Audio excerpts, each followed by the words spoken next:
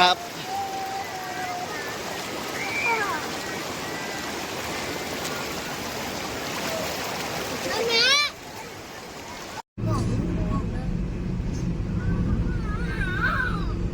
ไม่เห็นในภูเขาเลยแม่นี่ไม่เห็นแม่ในภูเขา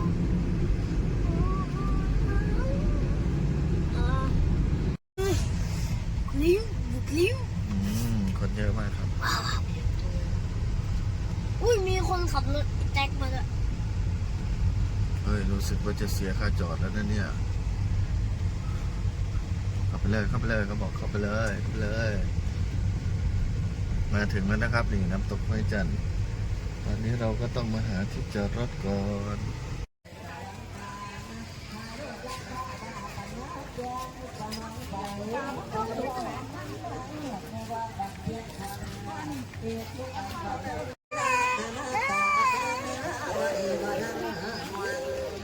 พาไปเที่ยวไหนครับบรรยากาศน้ำตกห้วยจันทร์นะครับ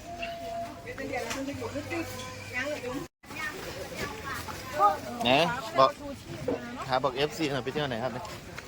ไม่ต้องพูดเลยไม่พูดได้ไหมมันเป็นเด็กน้อยด้วย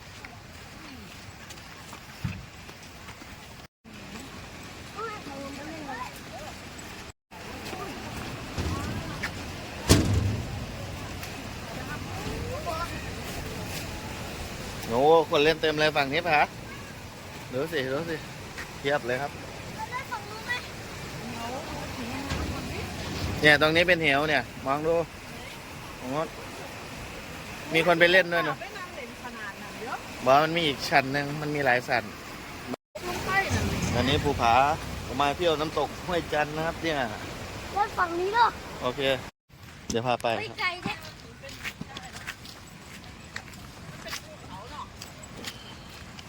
ใช่มันก็เล่นไกลเกินแล้วเราจะบอกป้าถือว่าเราอยู่ตรงไหน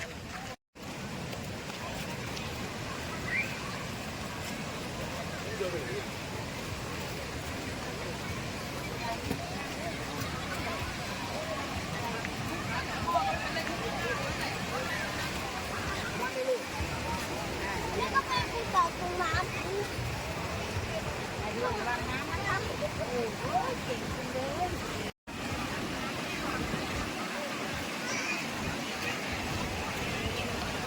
น้ำมันไหลเบาจังอ่ะกันเยอะมากเลยครับมาอยากเล่นตรงไหน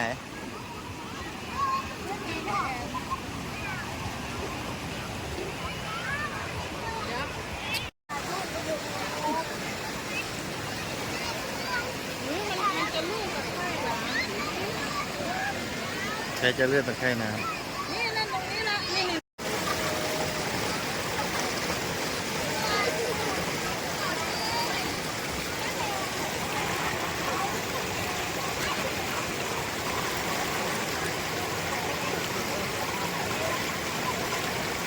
เฮ้ยไปแล้วไปแล้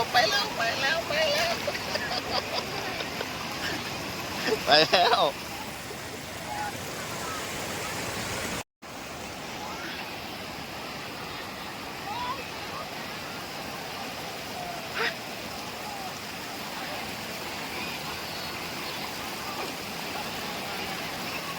กลัวลื่น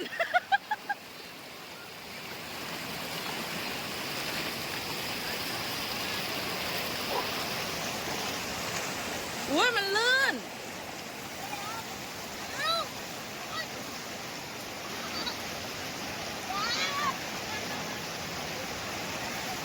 เห็นจุ๊มเมงไหมนุ่นจุ๊มเมงมันลึกไหมตรงนี้บอก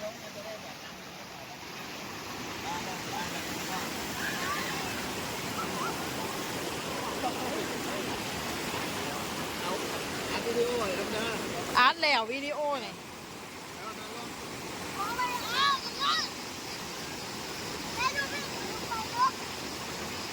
ลึกไหมตรงพี่อยู่ในหลุมบ่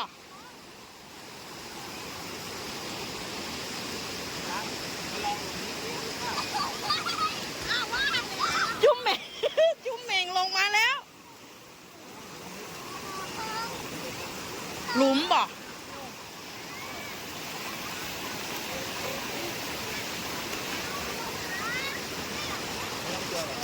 น้องไม่ทำอะไรหรอก น้องอยากลงหลุม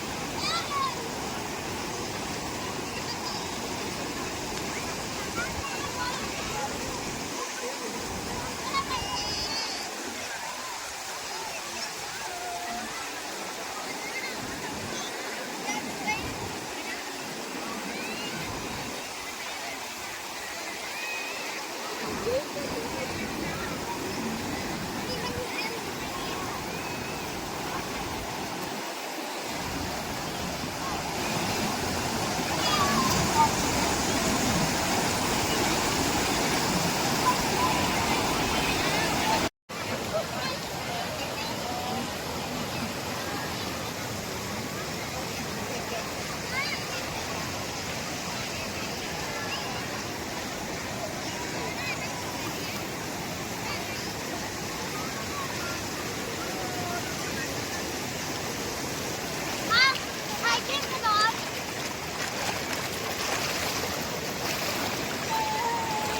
นี่บอก ครับ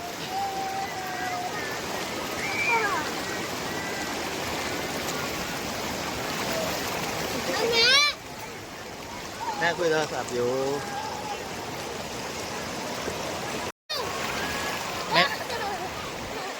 ไม่เก็บให้แล้วนะ ถ้ามันไปไม่เก็บให้เลยนะ ปล่อยมันไหลไปเลยนะ เซฟ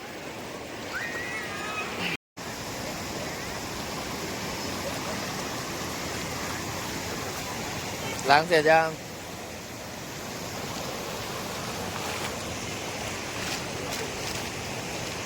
ดูตัว มาล้าง มานอนก่อนแป๊บหนึ่ง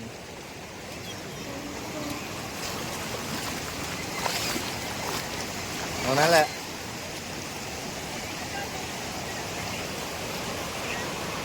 ตอนนี้ก็ค่ำแล้วนะครับกำลังจะกลับ โอ้ย ตกหลุม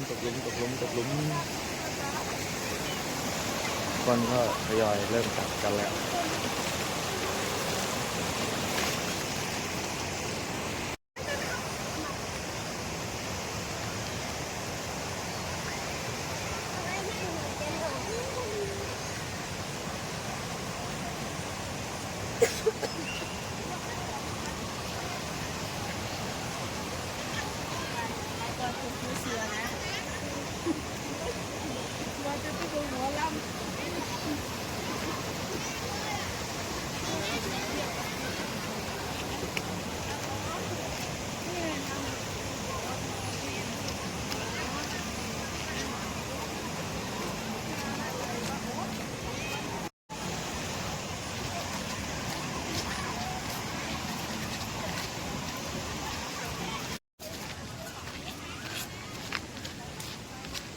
เดินไม่รอเลยเหรอโอ้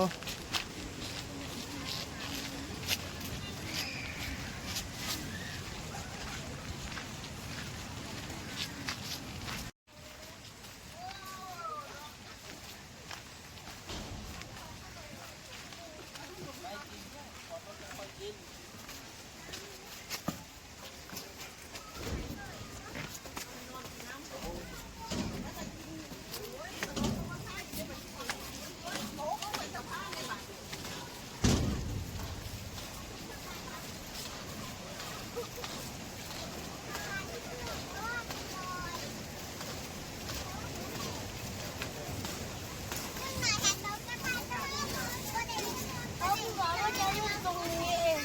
ตรงนี้มันก็โดนน้ำเยี่ยวมาจากฝั่งนู้นสิครับ ตรงนี้มันเป็นทรายนะครับไม่ค่อยมีคนเล่นเท่าไหร่มาดูตรงนี้ ไม่รู้กันอยู่เลย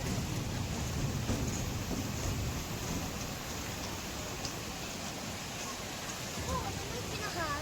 ครับ